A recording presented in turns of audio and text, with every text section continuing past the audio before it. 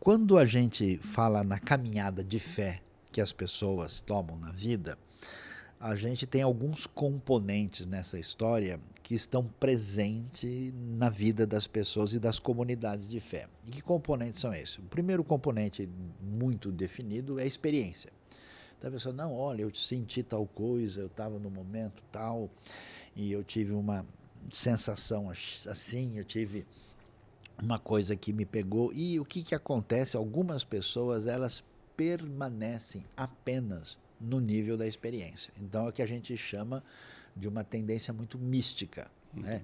Você conhece bem, tem gente que, por exemplo, não faz nada na vida sem procurar alguém que diga, olha, vai acontecer isso e aquilo, e dê para ele a sua caminhada.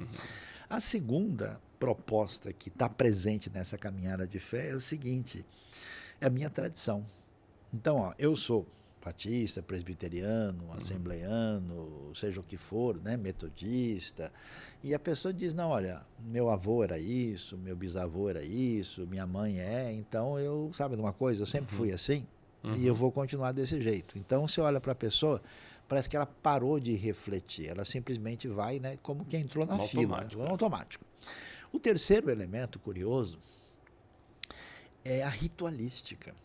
Tem pessoa que é ligado, assim, ele gosta da beleza. Não, olha, mas em tal lugar... eu, por exemplo, eu vi pessoas que recentemente falaram, olha, eu passei a seguir na tradição tal, né? Eu falei, mas por quê? Ah, porque eu fui lá e eles fizeram tal coisa, eu achei aquilo tão bonito, o lugar tinha tal... Então, tem um teatro, isso. Canta uma música que eu gosto, Nossa, o ritual que chama a atenção, né? E a pessoa... Ela se satisfaz simplesmente por isso. E qual que é o problema dessa caminhada? É que a pessoa não considera que o foco fundamental da proposta de vida envolve uma transformação da mente. Transformação é essa renovação, Romanos 12. E qual é o único caminho para isso? É o estudo profundo de exame da Escritura. Você é trabalhado, é transformado, é mudado, é de fato abençoado pela palavra de Deus. E eu vou dizer uma coisa assim, se você me permite, né? Vou ser meio mal educado aqui. O nosso povo brasileiro não tem uma tradição que favorece isso, porque nós temos uma herança de espiritualidade que sempre deu protagonismo à mística. Então a pessoa, historicamente, a gente tem toda uma formação que não entende que o estudo aprofundado é amigo da verdadeira espiritualidade. E o misticismo é muito mais fácil. Exatamente. Porque é mais fácil, a gente se apega, né? É rápido. O estudo profundo exige muito. Exatamente. Então, assim, não tem jeito barato de crescer. A pessoa precisa se dedicar e precisa ir nessa... Então, por isso, muitas comunidades de fé hoje, elas, vou dizer assim, elas estão imperfeitas, elas estão incompletas, fragilizadas, elas precisam, né, fazer isso. E aí tem uma coisa mais complicada também, né? Que nem sempre toda liderança religiosa é saudável. Claro. Então, a liderança religiosa... Temos os hereges, nós temos os gananciosos. Não, mas o que acontece? Se eu levar a minha comunidade ao aprofundamento bíblico, essas pessoas vão ser libertadas de uma série de coisas, elas vão caminhar com as próprias forças, elas vão desenvolver o seu senso crítico. E aí você vê que coisa interessante, que é a razão por que você vê historicamente um protagonismo na comunidade judaica. Porque bebendo dessas fontes, o que você tem de importante? Eles vão dizer, sempre é importante a gente aprender a fazer perguntas. Uau. Quando o ser humano peca, qual a primeira coisa que Deus faz? Não emite juízo, não julga. Adão, onde você está?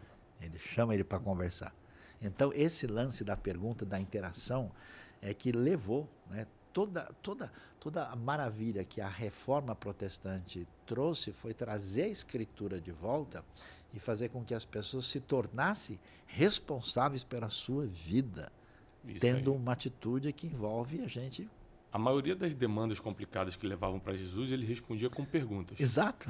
Todo ser humano muito inteligente prefere perguntar do que simplesmente responder. Você sabe que existe uma piada judaica sobre isso? Ah. Um judeu, tá lá, o cara chega para ele, escuta, é verdade que nenhum judeu nunca responde uma pergunta diretamente? Quer dizer que ele sempre responde uma pergunta com outra pergunta? Aí o judeu responde, ué, quem foi que lhe disse essa bobagem? Imagina. Tem que ser. Agora, é impressionante isso, porque o senhor falou assim, olha a profundidade que a gente está discutindo. Por favor, você que é meu aluno, minha aluna, a gente está aqui batendo um papo de maturidade bíblica espiritual, assim, de outro nível. Eu quero que você se concentre, pegue papel e caneta, anota o que a gente está te explicando. O professor Sayão falou o seguinte, por que a gente como cristão ainda está incompleto? E aí eu vou dar meu testemunho pessoal em cima do que o senhor falou e eu anotei. Opa, primeiro, vamos lá. A gente se baseia nas nossas experiências pessoais. Aí eu tive várias. Eu sou crente desde criança, então na adolescência eu tive experiência, o louvor tocando, eu chorando, e o Espírito Santo na minha cabeça, o Espírito Santo me pegando, e não sei o quê, e pá. E eu tive experiência de ver milagres, né, na igreja que meu pai pastoreava, uma igreja pequenininha, gente que tinha uma doença e foi curado mesmo. Amém. E aí essas experiências e tal. E a gente vai se baseando apenas na adrenalina. Na experiência. Aí, segundo, você falou da tradição. Ou seja, eu sou presbiteriano, então a minha teologia é calvinista, então eu também já não concordo contigo. Se eu sou assembleiano, eu sou pentecostal, então eu também acho que você fala muito devagar. E aí começa o problema da tradição. E aí eu me apego mais à tradição. Depois da experiência da tradição, tem o problema do ritual, que hoje está muito em alta. Troca a caneta para mim, por favor, alguém. Eu vou nessa igreja, não importa o que ela prega.